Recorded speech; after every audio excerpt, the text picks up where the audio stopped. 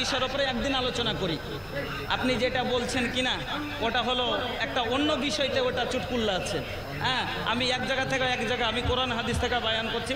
আমি আগে হাসাহাসির কথা অনেক বলেছি, কিন্তু আমি আল্লাহ অনেক উঁচাতে পৌঁছে দিয়েছে। প্রধান বক্তা হব আর যদি খালি হাসার কথা বলবো, এটা কি কোনো শোভনীয় কথা বলেন? না। এতগুলো লোক এসছেন, এতক্ষণ চাঁদা দিলেন, সব করলেন, কিছু শুনে কিছু বুঝতে কিছু শিখতেও তো হবে। হ্যাঁ, যে এতগুলো লোক বসে আছেন, ইনশাআল্লাহ উনি আমি একটা উদাহরণ দিয়েছি কোনো একটা বক্তব্যের মাধ্যমে, ওই যে কুরবানির খাসি বিক্রি করা, যে মানুষ নিজকে ছোট করতে চায় না যদি ও বরবাদ হয়ে যায়। তো ওই উদাহরণটা শেষে শুনিয়ে দেবো ভাই, আপনি চিন্তা করিয়েন না। হ্যাঁ, কিন্তু আগে যে বিষয়টা আলোচনা করছি সেদিকে চলেন। তাল গাছে গুড় হয়, শাল গাছে হয় না। মা বোনও লাগছে খাসতে গেছে নাকি উঠি লাগিয়ে দিয়েছে। তাল গাছে গুড় হয়, শাল গাছে হয় না। আর তোতা পাখি কথা কয়, বাজে পাখি কয় না।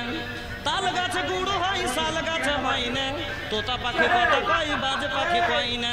কালো মানুষ ভালো হয় না, ভালো মানুষ কালো হয় না। সাদা মানুষ গাদা হয় না, তুলার গাছে মূলা হয় না। কাটে কাটে কাঠ হয়ে জামা কাটে দর্জি, ফোড়া কাটে ডাক্তার যার যেটা মর্জি। কাটে কাটে কাঠ হয়ে জামা কাটে দর্জি, ফোড়া কাটে ডাক্তার যার যেটা মর্জি। নখ কাটি কুনি কাটে চোখ কেনে কাটি না। আর মধু কেনে চাইটা খাই, কধু কেনে চাটি না। নদীর পানি থলমল, ঠান্ডা পানি পুকুরে। গরু ভুষে গুতা মারে, কামড়াই কুকুরে। আম থাকে ওপরেতে, ডাল হতে ঝুলিয়া। আর আলু মূলো খেতে হয় মাটি খুঁড়ে তুলিয়া। মাসাব আমি বলতেছিলাম 3 নাম্বার হক, স্বামীর হক হলো স্ত্রীর ওপরে। যদি নফল রোজা করতে হয়, স্বামীর এজাজত নিয়ে করতে হবে। এবার 4 নম্বর হক শুনেন, একটা স্ত্রীর ওপরে স্বামীর 4 নম্বর হক হলো কি? লা, নবীজি বলছেন, লা তুনফিকুল মারআতা সাইয়ান মিন বাইতি যাওজিহা ইল্লা বিইজনি যাওজিহা।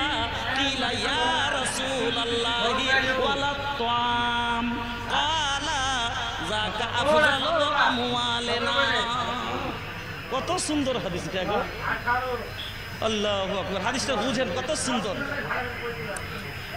আল্লাহ পাকের নবী বলছেন, লা তুনফিকুল মারআতা মিন শাইয়ান মিন বাইতি যাওজিহা।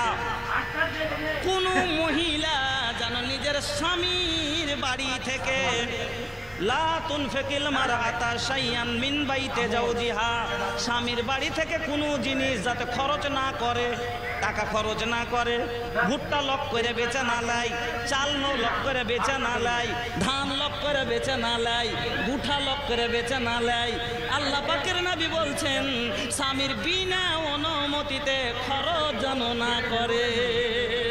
লা তুনফিকুল মারআতা শাইআন মিন বাইতি যাওজিহা ইল্লা বিইজনি যাওজিহা।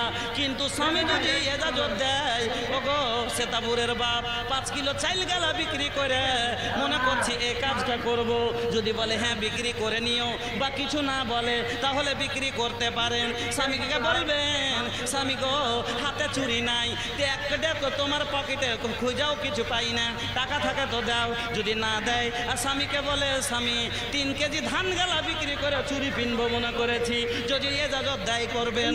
আমার নবী বলছেন, কোন স্ত্রী যেন স্বামীর বিনা অনুমতিতে স্বামীর মাল খরচ না করে, স্বামীর বাড়ি থেকে কিছু বায়না করে।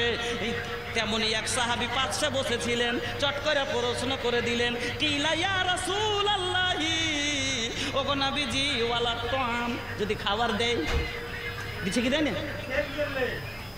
কথা বুঝেন, কত দামি কথা। চট করে সওয়াল করে বসলেন, কিলা, প্রশ্ন করে দিলেন, ইয়া রাসূলুল্লাহ ওয়ালা তাম, খানা যদি কাউকে খাবার দেওয়া যায়, চাচতো ভাই এসেছে খেতে যদি দেয়, মামাতো ভাই এসেছে খেতে যদি দেয়, ফুফাতো ভাই এসেছে খেতে যদি দেয়, অন্য কাউকে যদি খেতে দেয়, তাহলে পারে কি? এটা তো গুনাহ হবে। নবীজি বললেন, যাকা আফজালু আমওয়ালিনা, আরে আমাদের খাবারটাই তো হলো উত্তম মাল। তাহলে বোঝা গেল হাদিসের দ্বারাই স্পষ্ট ভাষায়, খাবারটাই বিনা স্বামীর এজাজতের, বিনা অনুমতিতে চাচতো ভাইকে খাবার বাড়া যাবে না।